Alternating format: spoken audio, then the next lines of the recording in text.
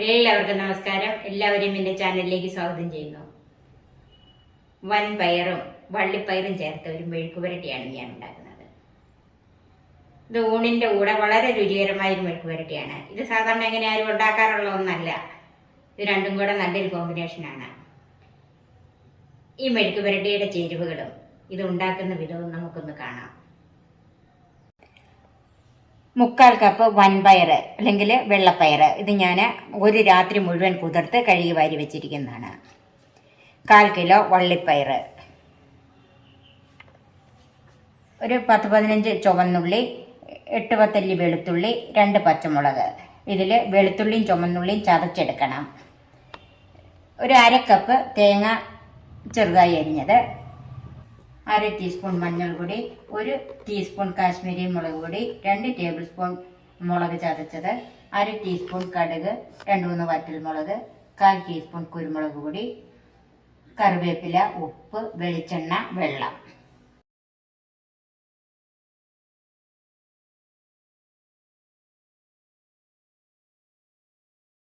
ആദ്യം നമുക്ക് വൻപയറൊന്ന് വേവിച്ചെടുക്കണം. അതിനൊരു കുക്കറിലേക്ക് മാറ്റാം.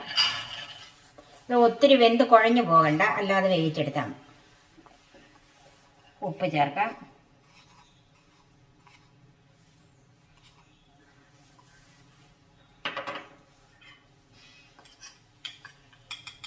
ഒരു അല്പം മഞ്ഞൾപ്പൊടിയും ചേർക്കാം. വെള്ളം ചേർക്കാം. ഇത് നമുക്ക് വെന്ത് ഇതിനകത്ത് വെള്ളമൊന്നും ആവശ്യമില്ല. അപ്പം ഇത്രയൊക്കെ വെള്ളം മതി.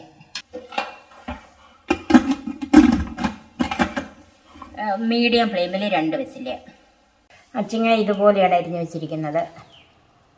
ഒത്തിരി മെഴുക്ക് പുരട്ടിയുടെ അത്രയും നീളമില്ല, അതിലൊക്കെ കുറച്ചാണ്. ഉള്ളി ചതച്ച് വെച്ച്, വെളുത്തുള്ളിയും ചതച്ച് വെച്ച്, പച്ചമുളക് കീറിയും വെച്ചിട്ടുണ്ട്. പാൻ ചൂടായി അതിലേക്ക് വെളിച്ചെണ്ണ ഒഴിക്കാം.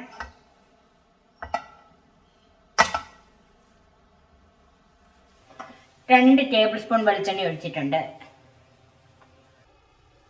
ചൂടായ എണ്ണയിലേക്ക് തേങ്ങാക്കൊത്തൊന്ന് വറുത്തെടുക്കാം.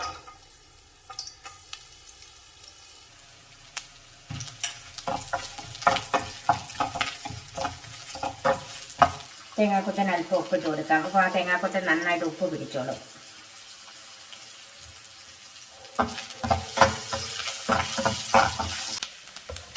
തേങ്ങാക്കൊത്ത് മൂത്ത് വരുന്ന ഇതിലേക്ക് ഒരല്പം മഞ്ഞൾപ്പൊടി ചേർക്കാം. ആദ്യം ചേർക്കാതിരുന്നത് അത് കരിഞ്ഞു പോകണ്ടല്ലോ എന്ന് ഓർത്താണ്. തേങ്ങാക്കൊത്ത് മൂത്തിട്ടുണ്ട്. നമുക്ക് അതൊന്നും വേറൊരു പാത്രത്തിലേക്ക് മാറ്റാം. ആ വെളിച്ചെണ്ണ തന്നെ ബാക്കി കിടപ്പുണ്ട്, അതിലേക്ക് കടുക് ചേർക്കാം. കടുക് പൊട്ടി അതിലേക്ക് വെളുത്തുള്ളി ചതച്ചത് ചേർക്കാം.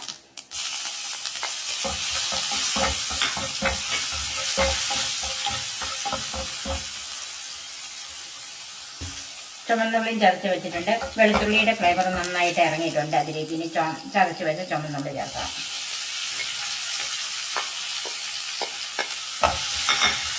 കുറച്ച് കറിവേപ്പിലയും ചേർക്കാം.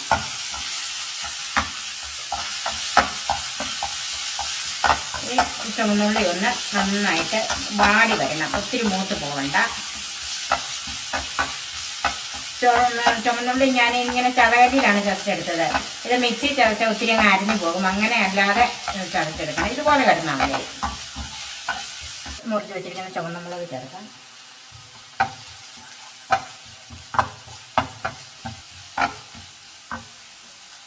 ഇതിലേക്ക് ചതച്ച മുളക് ചേർക്കാം.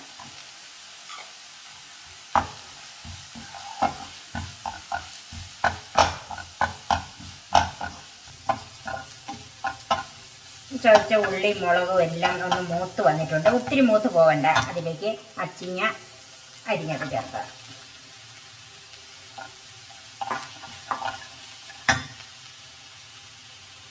തേങ്ങാക്കൊത്തിനും വൻപയറും ഒക്കെ ഉപ്പിട്ടാണ് വേവിച്ചിരിക്കുന്നത്. അതിനനുസരിച്ച് ഈ പയറിനുള്ള ഉപ്പ് മാത്രം ഇട്ട് കൊടുക്കാം. പുറകെ നമുക്ക് ഇട്ട് കൊടുക്കാമല്ലോ, അല്ലെങ്കിൽ ആദ്യമേ ഇട്ട് കൂടണ്ട.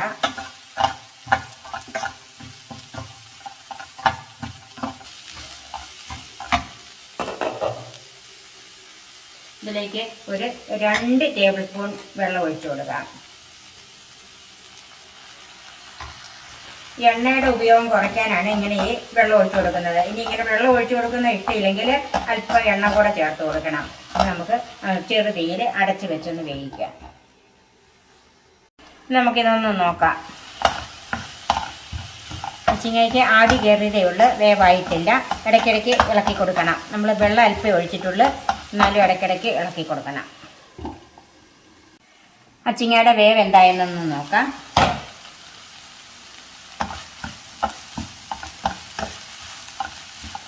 അച്ചിങ്ങ ഒരു 75% വെന്തിട്ടുണ്ട്.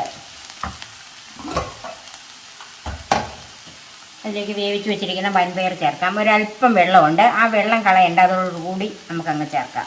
ഒരല്പം വെള്ളമേ ഉള്ളൂ.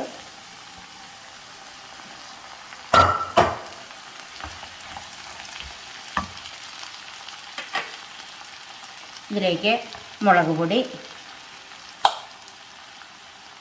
മഞ്ഞൾപ്പൊടി,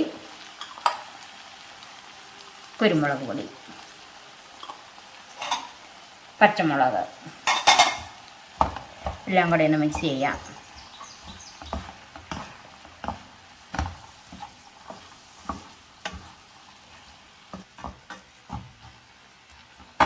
ഇതെല്ലാം കൂടെ കിടന്നൊന്ന് വേകണം. പയർ വെന്തിട്ടുണ്ട്, വെന്ത് കുഴഞ്ഞു പോയിട്ടില്ല. വൻപയർ അതിലേക്ക് വറുത്ത് വെച്ചിരിക്കുന്ന തേങ്ങാക്കൊത്തും ചേർക്കണം.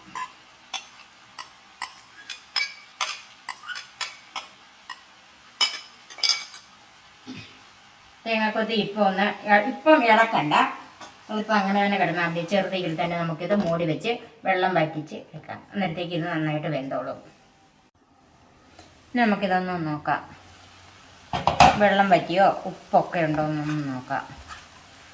വെള്ളം അങ്ങനെ ഇല്ല, വറ്റി വരുന്ന. അച്ചിങ്ങയൊക്കെ ശരിക്കും വെന്തോന്നൊക്കെ ഒന്ന് നോക്കണം.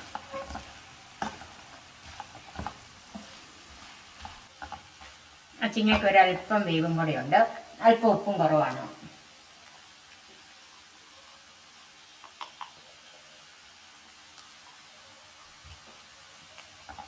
ഒന്ന് മിക്സ് ചെയ്യാം. ഇനി വേറെ വെള്ളം ഒന്നും ചേർക്കണ്ട, ഇതൊന്ന് തട്ടി പൊത്തി വെച്ചാൽ മതി. ചെറുതീയിൽ തന്നെ ആയിരിക്കണം. ഒന്ന് മൂടി വെക്കാം. നമുക്കിതൊന്ന് നോക്കാം.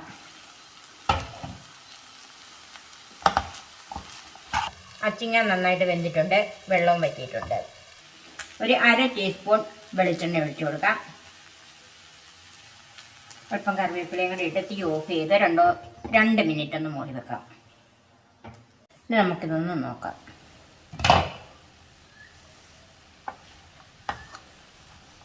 വൻപയറും അച്ചിങ്ങയും ചേർന്നുള്ള മെഴുക്ക് പുരട്ടി റെഡിയായി. നമുക്ക് സെർവിങ് ഡിഷിലേക്ക് മാറ്റാം. നിങ്ങൾ ഇതുപോലെയല്ല മെഴുക്ക് പുരട്ടി വെക്കുന്നെങ്കിൽ ഇനി ഇതുപോലെയൊന്ന് വെച്ച് നോക്കണം. എൻ്റെ ഈ ചാനൽ സബ്സ്ക്രൈബ് ചെയ്യാനും ഫേസ്ബുക്ക് പേജ് ലൈക്ക് ചെയ്യാനും ഷെയർ ചെയ്യാനും കമൻസ് അറിയിക്കാനും മറക്കരുത്. പുതിയ പുതിയ വിഭവങ്ങളുമായി നമുക്ക് വീണ്ടും കാണാം. ഞാൻ സോഫി കുര്യാക്കോസ്.